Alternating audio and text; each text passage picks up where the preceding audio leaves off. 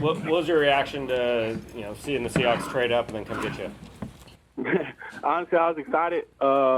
Genuinely, I'm happy they came and got me. Felt great when I went up there for the visit, talked to the coaches, and had a great vision. Felt the most connection with them. So if it was anybody to do it, I knew it was going to be them. So. What excites you about playing for Mike Macdonald in that defense?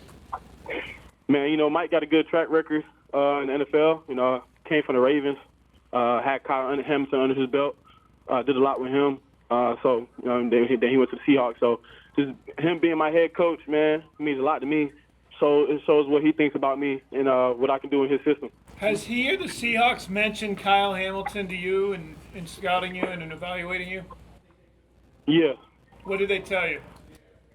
They say me and him are very similar, but I can still work on some things to get up, to his all-pro level as he is now. But I'm bigger, faster, so things like that. Nick, there aren't very many safeties that have your size, but there was a certain one in the Legion of Boom here, Cam Chancellor, that had quite a bit of success in Seattle. Is he a player that you mentor, you build your game off of, or is that somebody that you look up to? Man, honestly, Cam Chancellor, man, I mean, the crazy connection. My college coach was also his college coach, Coach Torian Gray. Coach Gray coached him, and he coached me. So Coach Gray used to tell me all the time that we have a lot of similarities. We used to compare our game a lot. And honestly, that Cam Chancellor is like one of my favorite safeties ever. So it means a lot going to Seattle. Used to watch him all the time on TV.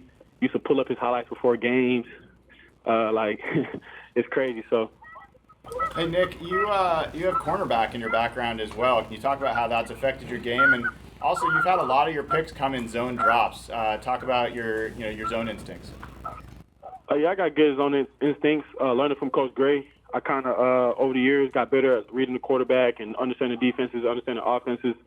But got a couple picks in man too. I think I got 2 picks in man coverage, 4 picks in zone. So over the years, I got better with zone. And just learning in that aspect of my game.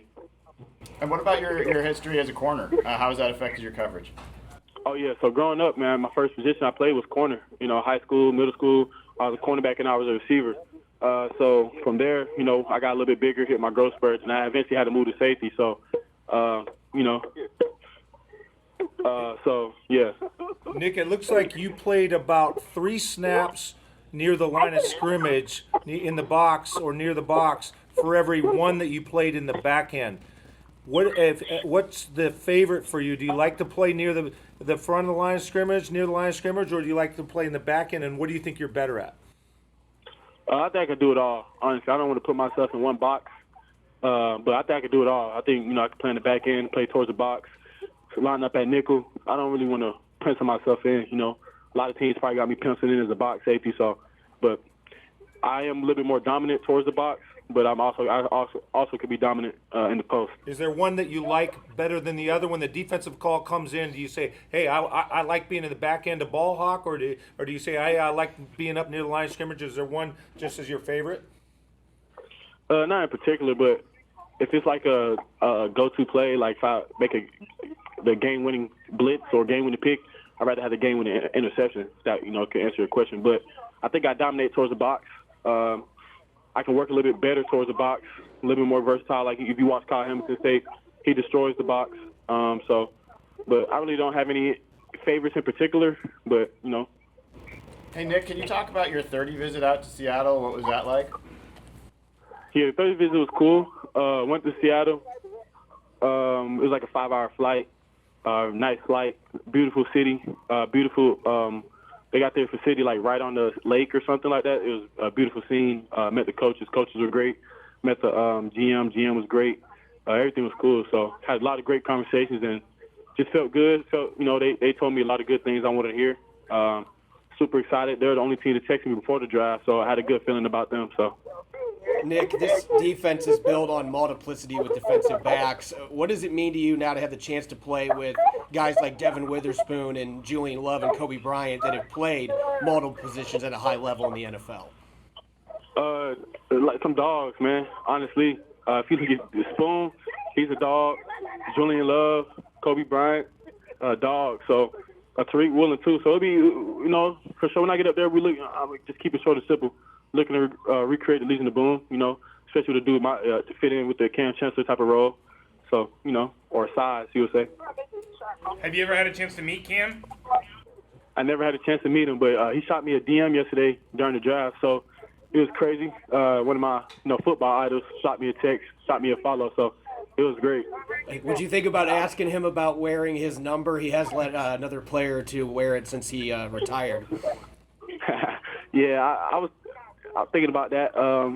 I think his number is open, or maybe a possibility I could get it, but that's his own legacy. Cam Chancellor is his own man. It would be cool to like put his number on, but you know I kind of want to make my own legacy in the NFL. I don't want to step behind another man's legacy and build my own, try to surpass him and be better, so the next generation can wear my number. You know, What did Cam tell but you? still a possibility. I'm sorry, Nick. What did Cam tell you when he messaged you? He just told me same thing what Coach Gray was telling me about how teams thought I was a box safety or a linebacker, and he proved them wrong, proved them different. So we seen some similarities in that. So he was like, man, can't wait to watch me in the NFL. Can't wait to prove him wrong. That was about it. Where are you talking to us from, Nick? Columbia. At your family home, or is it a different off-site party? It's on Lake Murray. Nice, beautiful lake house. Got an Airbnb for like a couple nights. How many folks you got there? Just immediate family, some coaches, old teammates, big brothers, friends. So not too many people, but. Hey Nick, talk about obviously a huge moment for you. Talk about your journey to get to getting drafted and what it means to get drafted today. Yeah, man, it was a huge journey for me getting drafted. Can't even describe it. I've been waiting for this moment for a long time. Couldn't wait to make my mark in the NFL. Wanted a bigger challenge for myself. It means a lot, especially coming from a 3-star. Barely had only one Power 5 offer to get drafted now. Early in the second round, had higher expectations for myself as far as like going in the first, but God had other plans and a different path for me. So at the end of the day, it doesn't matter, but I'm gonna make them all pay for that for sure. A lot of the MLB guys had a chip on their shoulder because they got drafted later than they wanted. Do you feel like you're going to be entering the league having something to prove? Oh, yeah, for sure. I was already entering the league with something, on my mind. But, like a goal I had, a vision I had, a little chip. But now it's like everybody's on my list. Everybody's on my list right now. Yeah, everybody on my list right now. So, Good. Thanks, Nick. Thank you, Nick. Thank you, Nick.